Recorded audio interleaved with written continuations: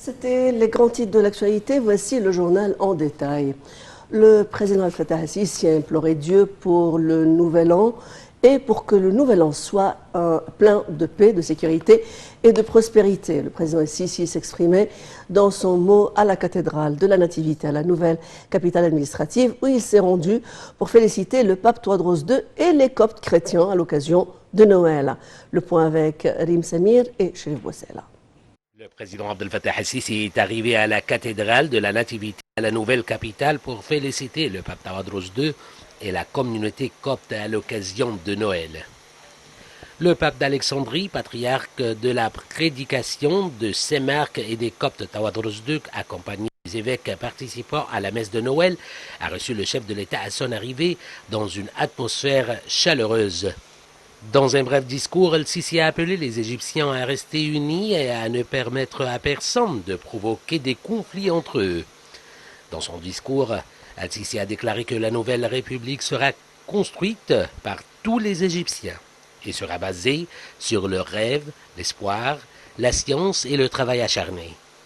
La nouvelle République qui regroupe tous les Égyptiens sans discrimination est celle du rêve, de l'espoir, du savoir et du travail. Il s'agit d'une république capable et non pas brutale, pacifiste et non pas soumise. C'est ce qu'a affirmé le président Abdel Fattah al-Sisi. Tous défis ou difficultés sont légers à endurer tant que tous les Égyptiens sont unis. C'est ce qu'a ajouté el-Sisi.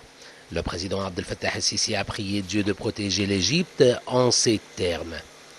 Je prie Dieu de protéger notre pays et de m'aider à en être un serviteur honnête et honorable. El-Sisi s'est adressé au pape Tewodros II en lui disant qu'il avait beaucoup d'appréciation, d'amour et de respect pour lui et lui a souhaité un joyeux Noël.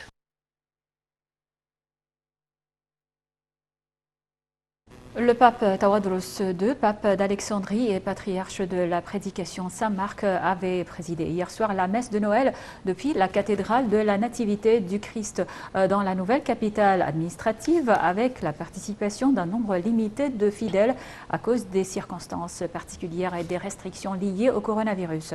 Ont assisté à la messe un certain nombre d'hommes d'État, de responsables, de ministres, de représentants d'Al-Azhar et des Waqf, des diplomates, des membres de la Chambre des représentants et du Sénat et des personnalités publiques. Et à cette occasion, l'épouse du président Al-Fattah al-Sisi, Mme Edessa al-Sisi, a présenté ses meilleurs vœux au peuple égyptien et aux Coptes. Sur son compte officiel sur les réseaux sociaux, Mme Edessa al-Sisi a écrit que les célébrations reflétaient le génie du peuple égyptien en matière de fraternité, d'amour et de coexistence humaine.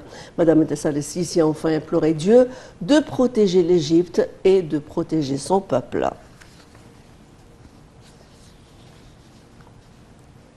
La ville de Sharm el-Sheikh s'apprête à accueillir le Forum mondial de la jeunesse sous le parrainage et en présence du président Abdel Fattah al-Sisi.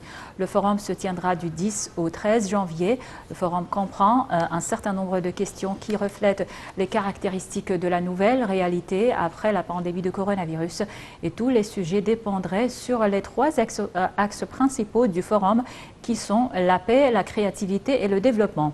L'administration du Forum mondial de la jeunesse a lancé sa plateforme interactive pour faciliter la participation à distance à la 4e édition du forum. La plateforme numérique permet à toutes les personnes intéressées par le forum de suivre ses activités et de participer aux ateliers qui seront mis en place dans le cadre de ces activités.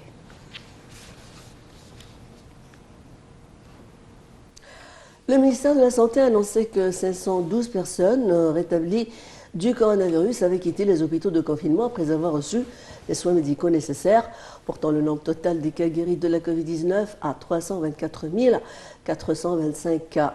Le ministère de la Santé a toutefois déclaré avoir détecté 840 nouvelles infections au coronavirus et enregistré 19 décès. L'Égypte a comptabilisé jusqu'à présent un total de 390 294 cas de contamination, dont 21 882 décès.